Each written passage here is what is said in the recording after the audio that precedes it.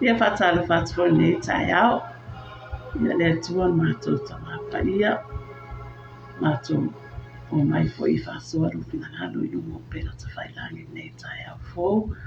Ta maa whaftai nei aso fō. Fō ai mai ina la whio mai mātou. O mātou toi o whaimani ia mai ai ia lo whamai ai nei ina la whio. Talo ta maa ia lo whama. Awina mai le mana o lau whaunga I runga ia te au o Ina ia o whasoa ina rupina I ino manuia. Whananuia whanurunga o lau whanau nei tai au. Na ia te le sovi ina ta maa ona Yesu. Amene na amene.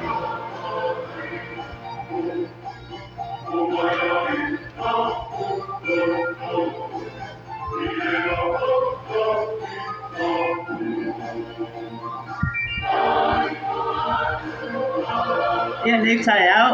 Ia. O te whatalo whatoi fo I le. Pa ia fo I mani mamalu. I se o tātou watu o Samoa. Whatalo whatuai le tātou panemia Filipinia. E suna I lau le mari toa ia ai taimane. Le pa ia maunganunga le whainga māloa Samoa. Amene. Ia, whatalo whatu fo I le au whainga wenga pa ia le atua. Ia lo whapena fo I ona Whapaturu ia I whata whaitau langa I fia I tonu neila langi. Ia ona o le tala inga, o le tala lelei, no tātua li o Yesu Keriso. Amene.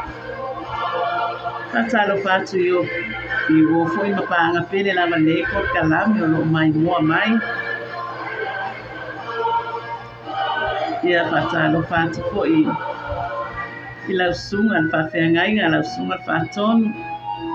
Ia mai Greta man whatua ia Sarah. Ia mali no whaalo.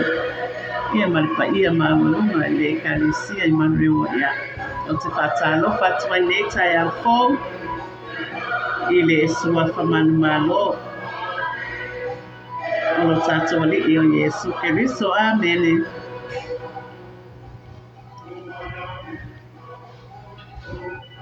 Ia nei tai au. Ia o fōi ona. Tātou o le upo le atua. O le tātou tus whaitau nei tai au. E maua le konito. Ta upe lima.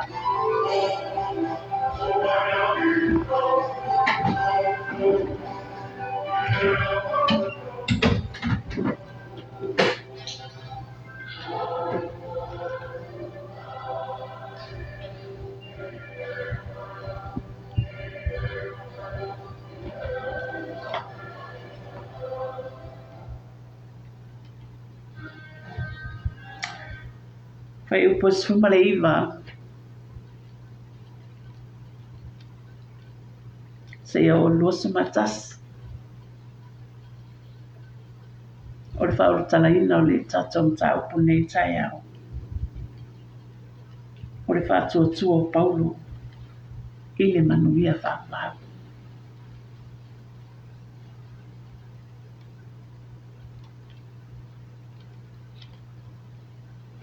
O le nei, sai a Keriso le atua. Ua whaalelea e ia ni lanolangi a te ia. O le taua lato on sala i a te lato. Ua ia tu ina mai fo i a te i mātau le upo le lelenga.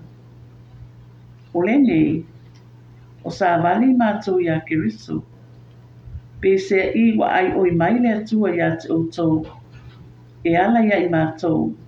Mātou te o le atu, o sui I mātou o Keriso, ia o tō le lein ma le atu. A wā o le na le iloa le na sala, na whaia o ia le atua ma na sala, mo I tātou, ina ia avea I tātou, ma ami o tonu o le atua, ia te ia. Amen.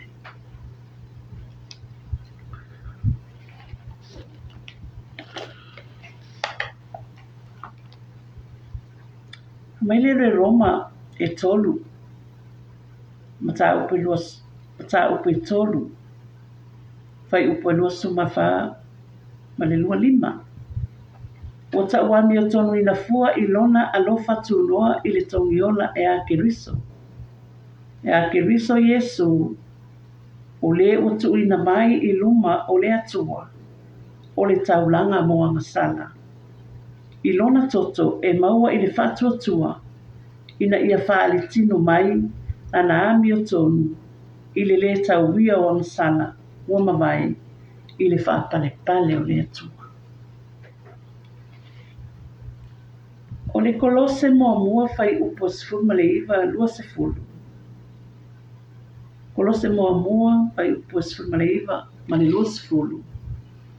A wā ua finangalo le atua ia mau i tutonu ia te ia le tumu ato atoa. Ina ia whaaleleia e ia o mea umalava. Ma ia, ina ia lelei i le toto o lona sa tauro. O mea o le langi a atoa ma mea o le langi. Amen.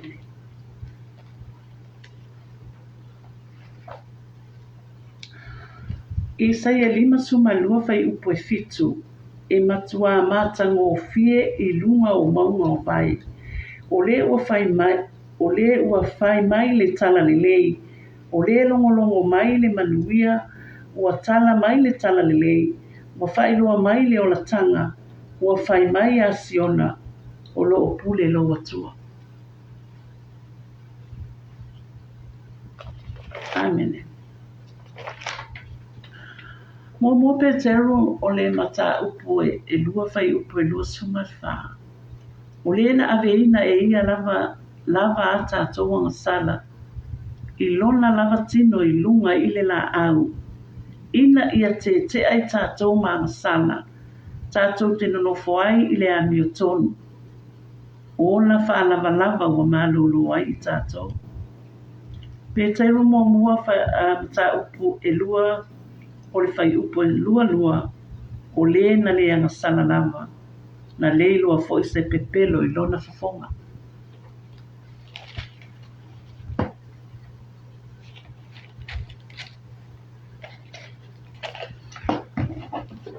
Fai upo sifuma le iwa o le nei sa ia ke riso le atua o whaalelea ia le lanolangi a te ia. O le taua la toa ngasala ia te la toa. O ia tuina mai fo ia te mātou le upo o le lenga. Ka mai le akonito mua fai upo sifuma le vanu. A wā o le mata upu le sa tauro. O le valea lea i e o malaia. A o le mana o le atua ia te i tātou o lo o whao laina.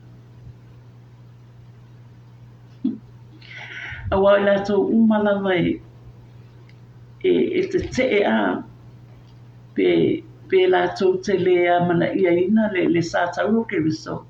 Ka mai le fianga pa ia tama o le valea lea i e o malaia. A o le mana o le atua ia te i tātou o lo o whao laina. Mea nei e tā ua ilo tātou whātua tua lo tātou ali o Yesu Kiriso. Amen. A wāwhai mai. A o le mana o le atua. I e o whaolaina. Amen. A whaila e moni lo whātua tua ma lo tali tonu i le atua. E ala ilo nāno pele o Yesu Kiriso na whāsata roina. Mo e tōni o lai a tātou sana. Whai mai o loo ia i tātou le mana o le atua i e o whaolaina. E whaolaina i tātou pe a whai e tātou te whātua tua i le alo o le atua. A wā o le whina ngalonga o ta mā. Ia tātou whātua tua i lo nāno pele o Yesu Kiriso. A whai tau nei o le whionga pa ia le atua. I le maua lea le Ioane i lona mata o Petro whai upasfuma le ono a. A wawa whaapea lawa na alofa mai le atua i le lalolani. Amene. O lona alofa tunoa na ia auina mai ilo na alo pele e toa tasi. E tasi ale alo pele o le atua. Aina auina mai e le atua e whātau nuku lona fina ngalo. Ona o le alofa o le atua ia e tātou. Nana whanau. Langa o tātou o le pale li o ngā luenga le atua. E le mawhai la ona tu la fo ina i tātou e le atua. A wā o le ngā luenga a le atua i tātou lana whanau. Amen. Ngena na fina ngalo ai le atua. E awina mai eilo na alo pele e totas. A wā o le se tangata o le neila lo langi. E a mi o tonu. Ai fai tau tala ile roma i tauru fai upe luas funa tonu. Waanga sala tangata uma. Wa le o ile vi ina ile atu. Ele malie le fina ngalo le atu. Waanga sala tangata uma.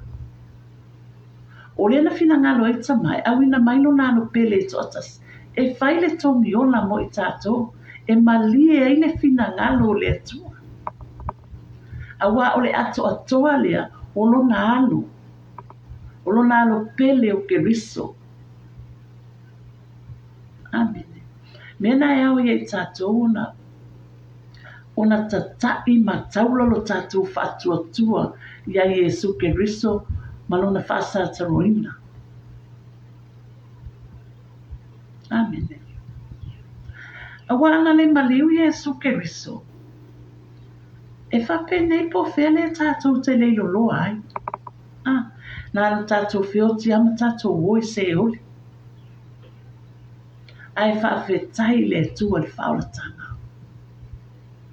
Whawhetai le atua le awina mai o nāno pele to atase maliu mo i tātou. O le toto foi leo Yesu Keriso, o tātou le leia i ma le atua. Awa o tātou, sa tātou vava mamau ma le atua. Ai o tātou vava la lata ma le atua. O tātou i lalo o le whaamalu o le atua ma le ainga pa ia o le atua. Ona o le toto lo nānu pele o Yesu Keriso. Amen. O le mea lea e whaamalosi e pele le fola i le atai au ma le atai au. Tātou talia le whaonatanga. Tātou talia Yesu Keriso i whai maali i mawhaola. I o tātou wanganga. Ona tātou sau whangale i le ola i whaamau. Amen. E le aise se o tātou awala i le lani. Paule o tātou awala i le lani. O Yesu Keriso. Me le whamalosi i pele le fola i lea tai au ma lea tai au. Tātou talia le whaaratanga. Pei foi ona puru nau le apostolo o Paulo i le ekalesia i Korinto. Fai mai na mātou sāwa vali ma le whātuatua. Ai le o le tino mai o mea. Wa fai mai le apostolo Korinto. E tātou te tututa i tuatasi luma o le atua i le aso o le whamasinonga. Ma tau o tātou a mio pele lei pele anga pe tala lea ale apostolo na whai le ekalesia i Korinto. Amen. E mā losi o le whātuatua o le apostolo ia Yesu Keriso. Nanga o le apostolo lea. Na ave ia le whaalinga o le sātau. Mea lea e fia i le apostolo lea Paulo e tala noa le sātau o Keriso. Nana o sila fia le lei mai loa le lei ele apostolo. O Keriso Yesu ua ola i totonu ia te ia. Mai le apostolo. Ele o toi ola a ua ola Keriso i totonu ia te. Mo ola le upua le atua i totonu ia le apostolo. Mele na wale le apostolo e tau talatala ma au hao le mata upu le sa tau au hao i lua le apostolo o lo iai le ola ia Keriso. A bena fo e tatou. A tatou fia foi e tau le suafo Yesu i luma o tangata po o fea e tau foi o Yesu i luma o lana tama. Nena le leia ilo lo tatou nau i mea whale anganga. Tatou fia i mea whale anganga. Amen. A wao i nae e tafe mai ele manui o le atua i to tono o tatou aina. O atai mi tatou te mapatia ai ma o mai ei ia pua ngai o tatou o langa. Au lo whape nao na labea ina i tatou i le a au malosi o le tatou tama. Amen. E manatua o tatou le lei ma le atua ona o le toto le tatou ali i o Yesu Keriso. Amen. Taula lo whatuatua ia Yesu Keriso manana ngā luenga ma e ana vai lumo o satau. Amen.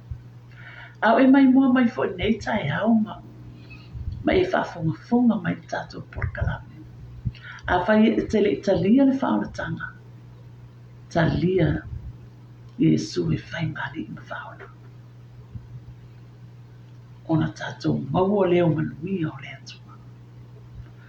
O tatou o tangata manuia. Au e mai mua mai tai au nei. O oio le tangata manuia.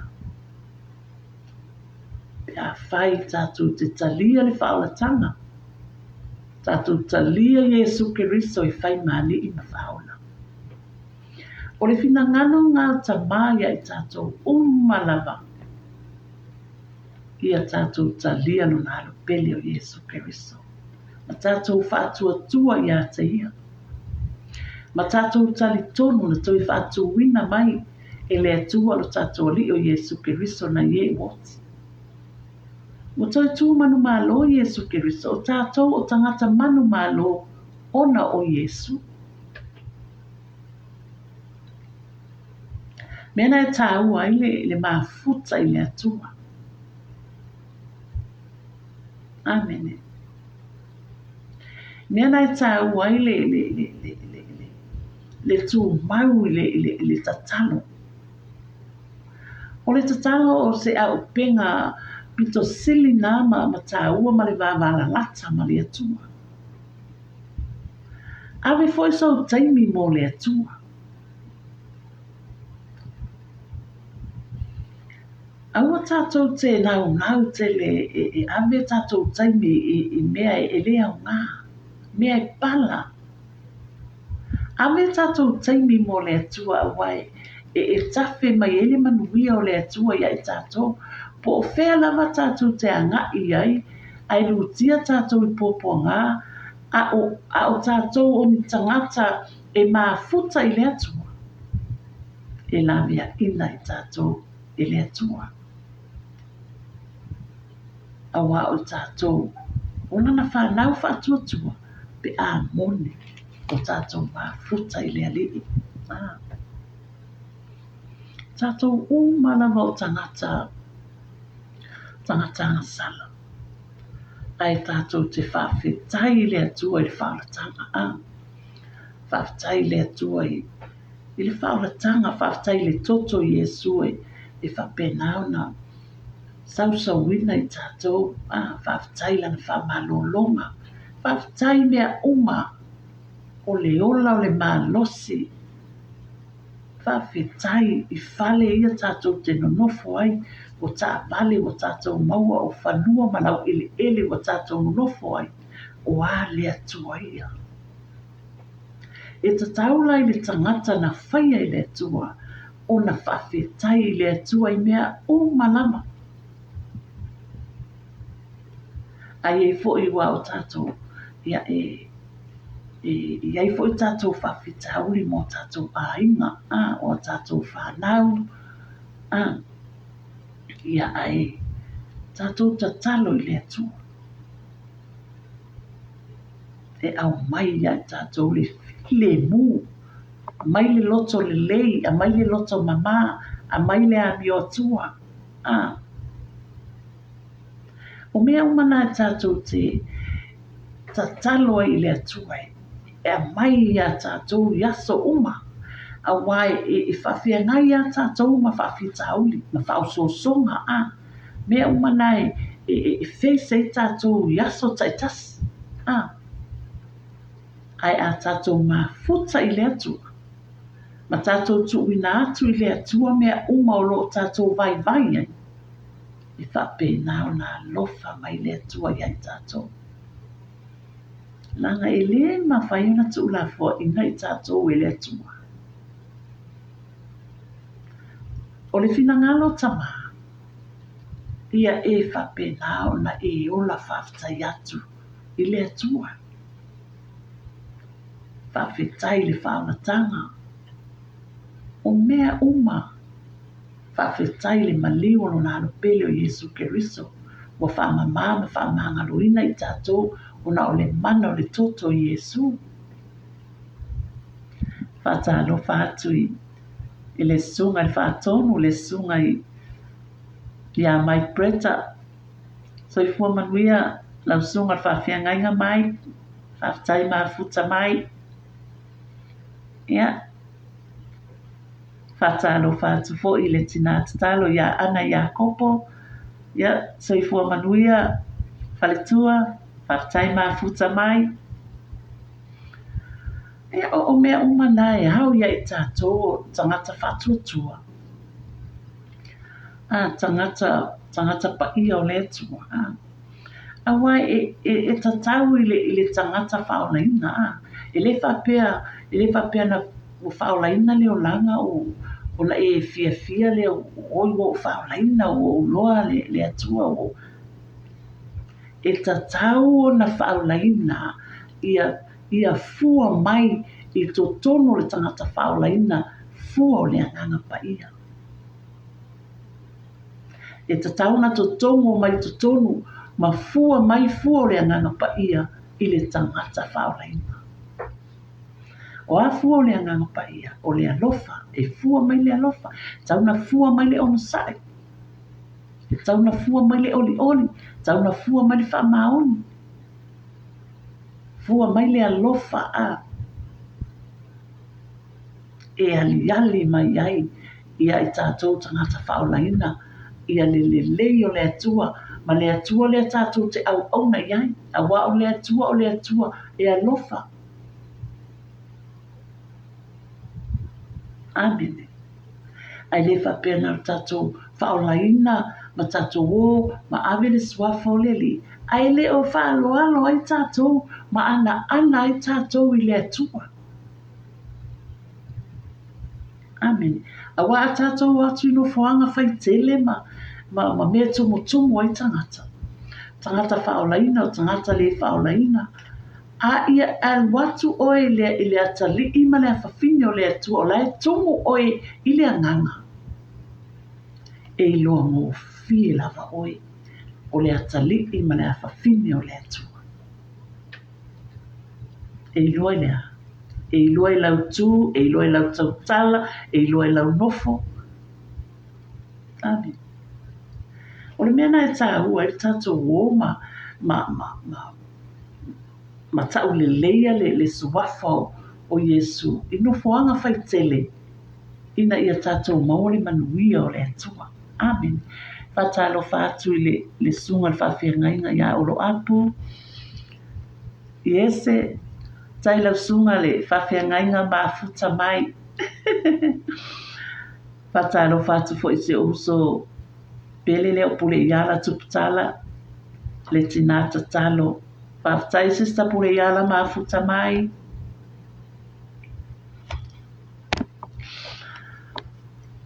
Ia ole mea fo i o le tau avatu nei tai au. ona ole whaola tanga mani ma tātou tangata whaolaina. I le ngata fo i lea o lai mai moa mai nei tai au. E tatau ia i tātou ona le lei a tātou wāmio atua. I le whapeo o whai atu o se tangata wa atua i le ai. O tātou uma o tangata angasala. O tātou fo i o tangata tau mawhai i le li. Amen. Whatalo whatu se o nis au le leile o tō wha maftoa. Tainis whatasi mai.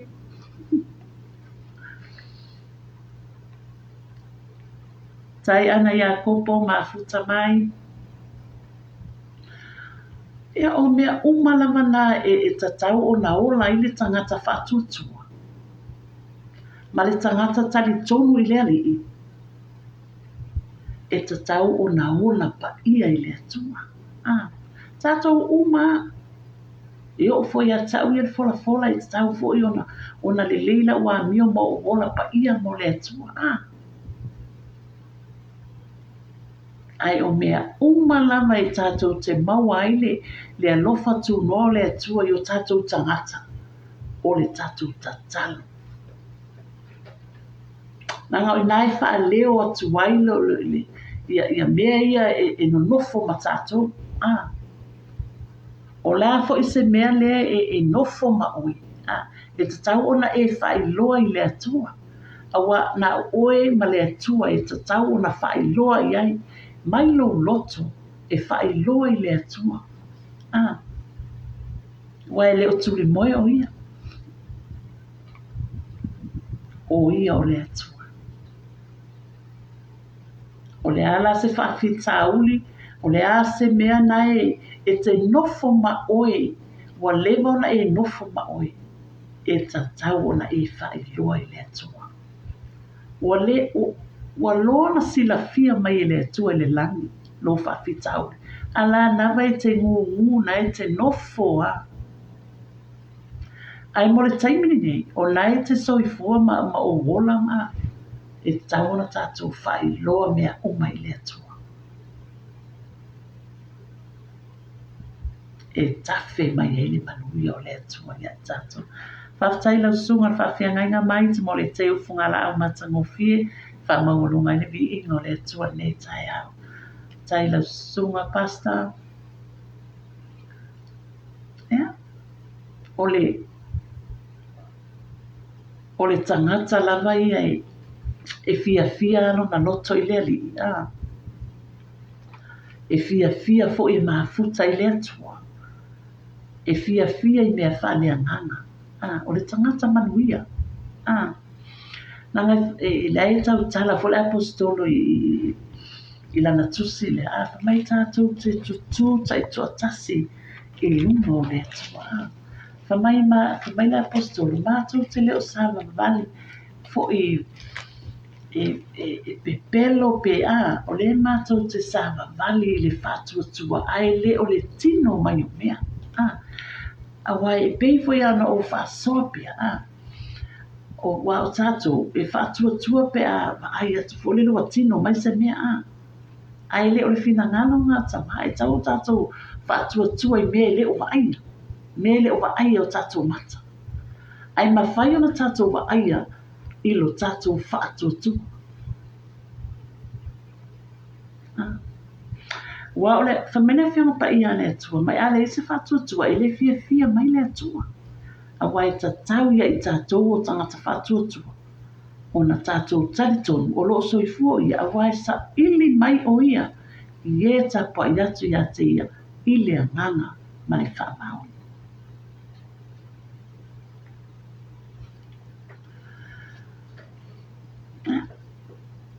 A tātou watu fo nei aso ta ape atu te au mga luenga o tiutu mawhaiva.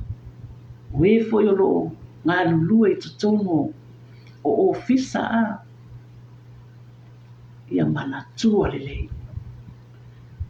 Ia watu le atali o le tangata, o le atali o le atua, ma le afafine o le atua, o lai whaatumu i le upu le atua. E mawhai e oe ona te e whawhita auli. Awa o oe le tangata o le atua. E te alatu whaatupu le file mu. Ai alu atu oe o le tangata o le atua. Ai latu oe whawivesi. Wale manuia. Wa tau valea e tātou le suafa le tātou le o Yesu Keriso. Nanga e mana tua le o lai tilo mai lano langi. Ia i tātou le ngata fo i leo to tonu o ofisa o whaala popotonga, tonu a onga o a inga. Ia o to tonu fo o tātou a inga, tau fo na wai a mata tua i tonu o tātou a inga le tātou ola mata tau i le li. Wai e tau fo na tātou atu i whafu ia a ulo iai pia lo tātou a mio ni nā. Wai mua o na whaatino i tonu o tātou a inga. Tātou watu e fo i lea i whafu. Au lo whape nā ona. Aliani mai pia ia i tātou le alofa o le li. E wā o tātou a inga fo i o tātou whanau o tātou tua oi o le neila no langi. Bla bla bla. Ia e whape nā. O wā o neila no langi. Ia e tilo mai no foi tangata wa ia la ai robla ia wa whapena ia ai o le upu le atu o le upu e ola o le tangata lava ia e tu atu o tualo na loto i le ali i ma alofa i le atu i le aise me o le apopule e fua i le whai mai fōi ma whapena ma le lano lani. Ai o le mea tā ua i o tātou olanga, o le tātou tali o le whauratanga, ma tātou fia lava tātou i le li. O wawhai marisalamo e tausu ma whitwhai upo e wha. Ia e fia lava oi i le li. Ona ia fua ina mai lea, ia i tātou o mea uma e mana na o ai o tātou loto. E leise si mea tātou te fia, tātou fia i le atua, tātou oli i le atua, tātou mafuta i le atua, o le lei o le atua, o le whaamahoni o le atua. E te safi, e te oli, e te fia, pe iai sau tupe, pe le iai sau tupe, e te fia lava i le ali. Amen. Wai ala na fia. O awa ia leo o te moli mauina le alofa ma le whamaoni o le atua. O awa o te fia la vaa. Pe le ai sau tupe, o te fia la vaa o le ali. Awa ia le taimi o le atua. E fo wa i mai e le atua se tupe mo tātou. Pe wale isa ta tupe pe wale isa ai ta ia sau tangata mai isa ta tupe e whapena fo i la i tātou wale te mai moa mai whafonga man nei tai au ia e tonu whao nei tupu ia te oto e ala i lo tātou whatua tua i lo tātou ali o Yesu Keriso a wai whaia umai le tua me le leimo i tātou pe a tātou whatua tua ia Yesu. Amen. E whai uma e le atua mea uma. Po o whea lava le mea e te angai ai. E whai e le atua mea uma. Pe whai no whetala i le atua i ai osua. O le mea lava e te alu ai. O te whaamanuia i a te oi. Le tala a le whetalainga a le atua na whai ai osua. Mai awa te whiwhi, awa te matao. Whapena fo i tātou.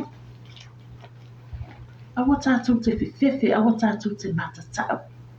A ia tātou sāwa vale male tonu. Awa lo so i fua le atua. O lo pui o ia i tātou i mea uma tātou te o iai. Mea nai tā ua i lele. Lo tātou whātua tua i le atua. E ala i lo nalo pele o Yesu Keriso. O i nai e tafe mai ai le manuia o le atua le tangata e moni lona whātuatua ia Iesu Keriso. Mana na ngā ruenga mai e ana whai e lunga sātau. Mana tua o tau salaina e le atua lona alopele o Iesu Keriso. Ina ia tātou maua le ami o tonu. Mai le atua e ala i lona alopele o Iesu Keriso. Wa tātou le leifo i ma le atua i le toto lona alopele o Iesu Keriso. Amen. Ai se ala mea tātou te le fia i le atua, ma tātou walo lofa i le atua, i le ngā nuenga. Ma ea ma le usiusta i o Iesu, i lona tamā whaale anganga, lona tamā, o le tātou tamā whaale anganga. Ai o le tamā o Iesu Keriso, o le atua, o ia na toi whātu wina mai, o tātou wali o Iesu Keriso i na ye woti. O le mea nai au na tātou tali tonu wai.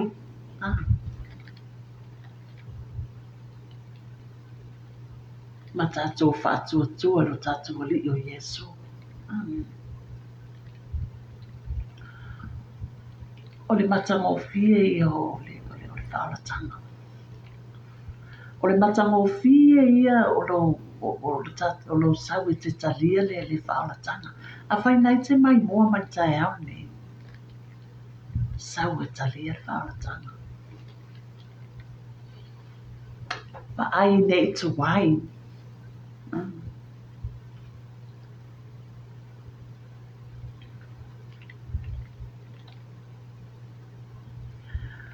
Lea, nei o mina hoa se tala a.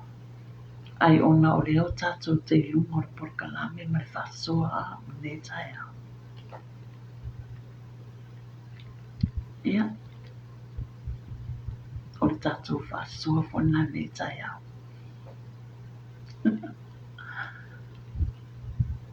E le le ale atua.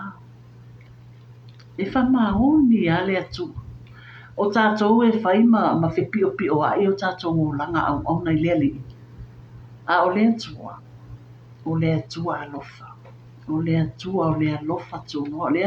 O le tātou te whiola i le alofa tūno o le atua. Ia. Peo na o whamanatu. I lea tai au ma lea tai au. Tātou o ma lea tua. Tātou savani ma lea tua. Whaamasani ma lea tua. A e whaamasani ma lea tua. Tātou umarama. Ona e tali tonu lea e whaamalosi al whalafona. Whaamasani ma lea tua. Amen.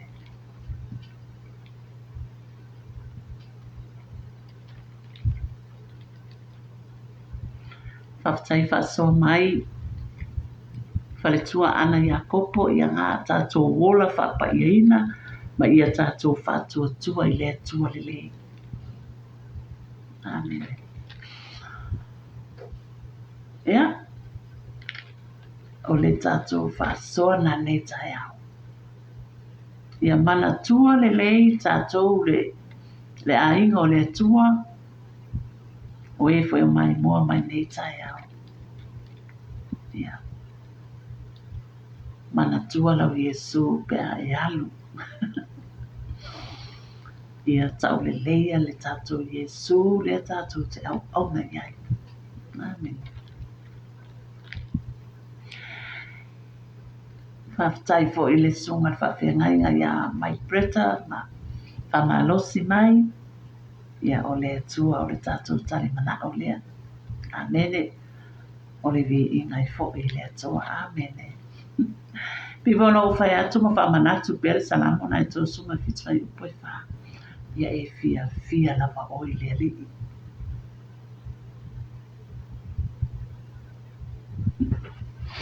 E o tātou whasoana nei tai au, ia, le tua mātou tamā,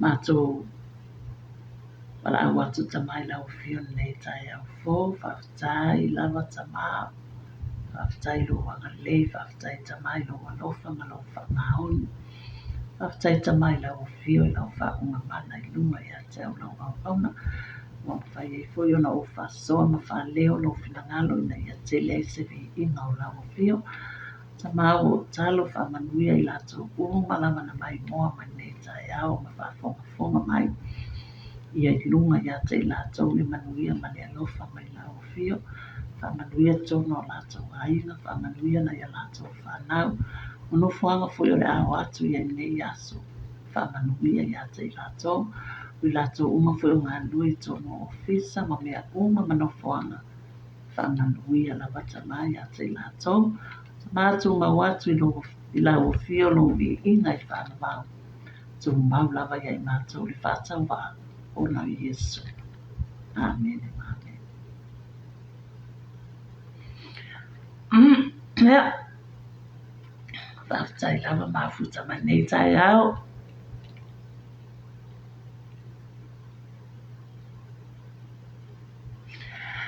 Ja.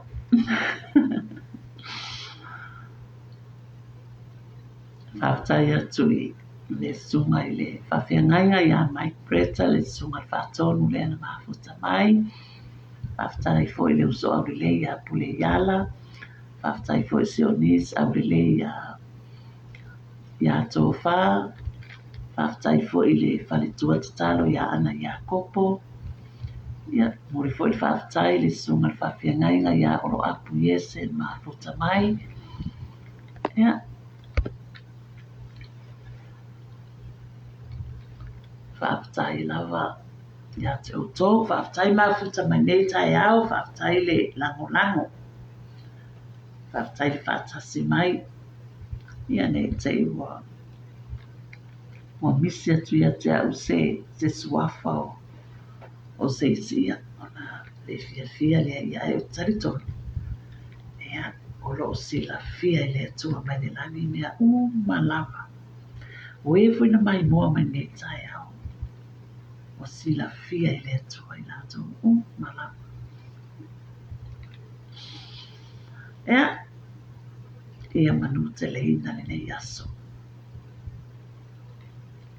I le alofa ma le anga le leo le atua. Soifua